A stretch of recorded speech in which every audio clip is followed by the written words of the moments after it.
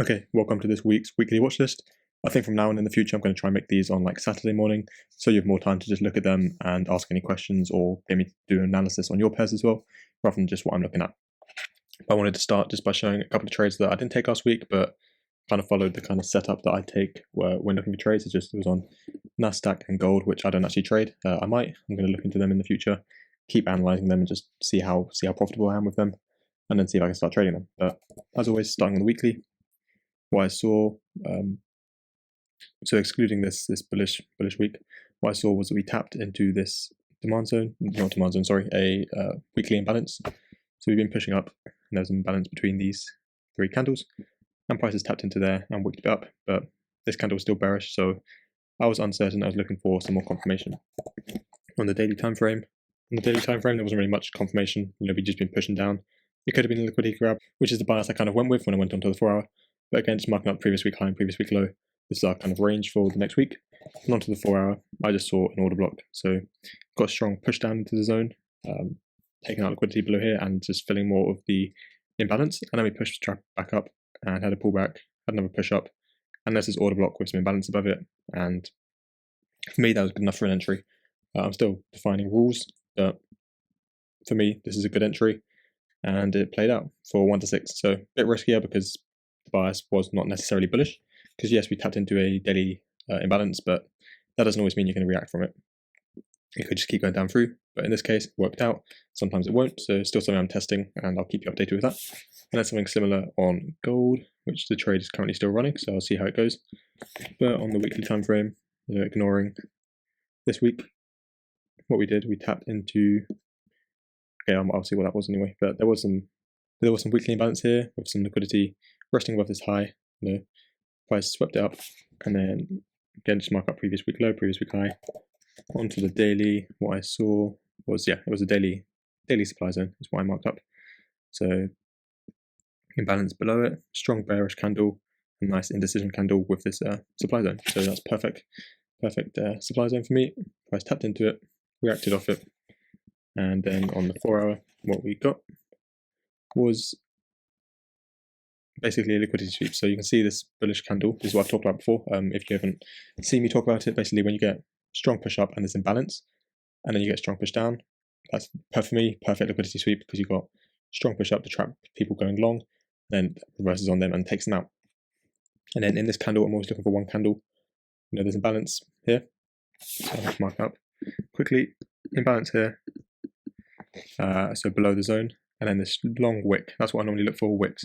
So it didn't take out these highs, so it was a bit riskier, but it did take out this high over here, which was kind of a swing high. You got swing down, push up, down, up, and then down. Took out liquidity above there, and then moved down. But for me, you could have entered just from this, call that the supply zone. But for me, I just went down to the 2-hour and saw that there was a nice supply zone here with bullish candle before strong move down with the wick. So that was the zone I was looking for, targeting the previous week low, or just first target over here. That's only a 1.85 risk reward, which is fine. That's still good. But I'm going to be looking for the previous week low. This isn't the trade I'm in, but I'm just going to be watching it so we can see how it plays out. Those were just a couple of trades from last week. Now I'll get on to the stuff for this week. So I'll start with USD CHF because this is my favorite setup. Here we go to the weekly time frame. What you can see, if I just do it all again.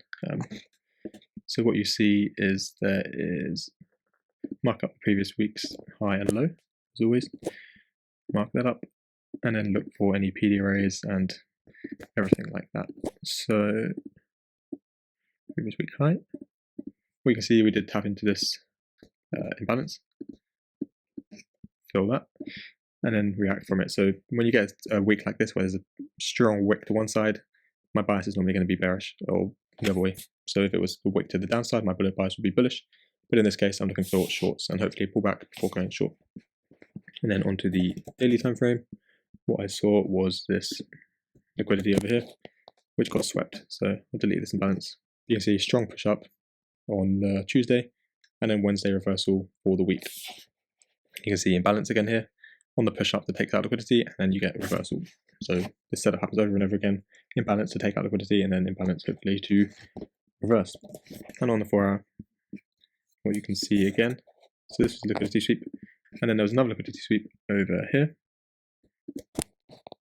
and then there was even another liquidity sweep further on. So first you got this liquidity sweep, push down with imbalance, price returned to the order block, so this last bullish candle over there. I should probably mark up with a zone so you don't get confused.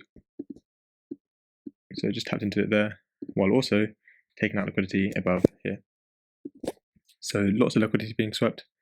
And for me, this means that price is unlikely to come above this high. Even though this is still risky, this trade, I'm looking at this supply zone, entering straight from it, stop loss above, and then targeting the low. So even though it's risky, and I do quite often see it set up like this, have price just go above the zone and then push down. But for me, because we've already swept liquidity and filled this order block, this is going to be a safe area and a safe place to place my stop loss. So that's what I'm looking for this week on USD CHF. And that's the best setup I've seen for the pairs I trade. Then on AUD USD, not really much. I marked up the previous week low, previous week high. We had some liquidity swept there and strong push up, so my bias is bullish, looking for a pullback to go long. But on the daily time frame, all I see is this daily order block. So I'll wait for price to come back in here, hopefully have a reversal, maybe on the 4 hour, and then get a trade from there. So I'll set some alerts just so I can be ready. I don't know why it always does this. I never have it on log, but set my alert for there, and I'll let you know if I get a setup from that. Then on Euro USD, again, this is kind of a similar setup. A lot of them are quite similar. So previous week low, previous week high, previous week low swept the low of the week before it and closed above it. So this is a strong sign that it's going to go bullish. And we've also, swept liquidity over here. So extra confirmation that we're going to go bullish, just waiting for a pullback to go long. On the daily, again, you got daily order block, daily demand zone, looking for price to either come back from there and take a risk entry, just an entry with no confirmation, or I can wait for confirmation as well, but I will see. And then onto the 4 hour, you can see this liquidity sweep that I'm looking for as an order block, strong push down and then reversal up, balance above the zone over here. But there's also this demand zone before strong push up, so maybe we get a 5-minute confirmation in a London kill zone or New York kill zone, something like that. So I'll be looking out for that. Again, I'll set limits there, set alerts there, sorry, just to see if anything happens there. And then GBP USD, pretty much exactly the same, except I don't want to take a risk entry because it didn't. Reason the weekly time frame didn't sweep the previous week low, so there's just not that extra confirmation that the low is safe. You could still come below the low and then go up again, but that's my reasoning for here. But pretty much the same setup. You've got push down, liquidity sweep with this wick, and then push up. And then onto the daily, again, you've got your demand zone, but the demand zone isn't the week's low, and it didn't take out any liquidity, so I'm less confident about that. I'll still wait for confirmation if we go that low.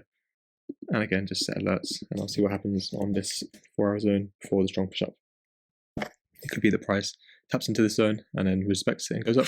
It could be price just goes below it, takes out liquidity of the SMC traders, and then goes up. So we just have to be patient, watch, and react. And then finally, onto USD CAD. This is another nice setup.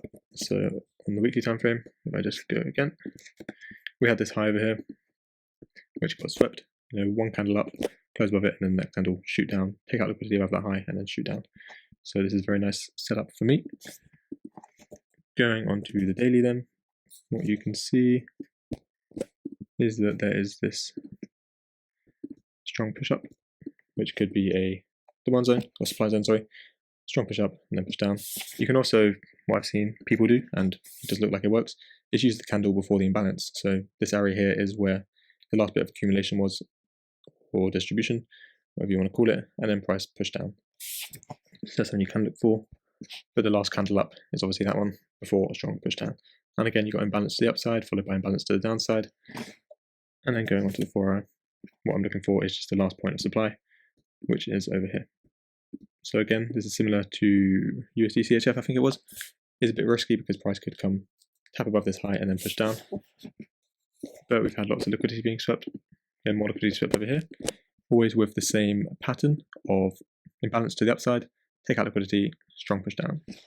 And then there was this to the supply zone, which got respected. That's why, for me, this area is quite safe. because we've already filled this imbalance, already mitigated this order block. So even though there might be some liquidity resting above here and it might take it out, there's still a good chance that it will just respect this zone, and probability-wise, it's worth it for the risk-reward. So that's what you're always trying to do, just catch trades that are worth it for the risk-reward. So looking for a trade like that, 1 to 6.5, and I forgot to mark up the weekly high and low, so always do that. Just so you can kind of have your range, it just helps me and might help you. So we've already taken out the low, but that doesn't matter too much. We could still get price, come back and push it down, but it does make it a bit more risky when the previous lows are already been swept, as you will see from the past trade in US Euro USD that I showed you. You know, I'll just go back actually and show you this week's low and this week's high. What you can see is that a lot of the time, so I took a trade from this supply zone, tapped in there, targeting the previous week low, and then once it swept the low, it went on to take out the high. So that is just something to watch out for. When one side gets swept, if it moves to the other direction, then the other side could be getting hit as well. So just something to watch out for in trades like this, where we've already tapped and taken out the previous week low. But this to me doesn't look like a liquidity sweep. It looks like we're just going down, and we could have a pullback and continue. But that's what I'm looking for this week. So if you want me to look at any other pairs, let me know. Otherwise, have a good week.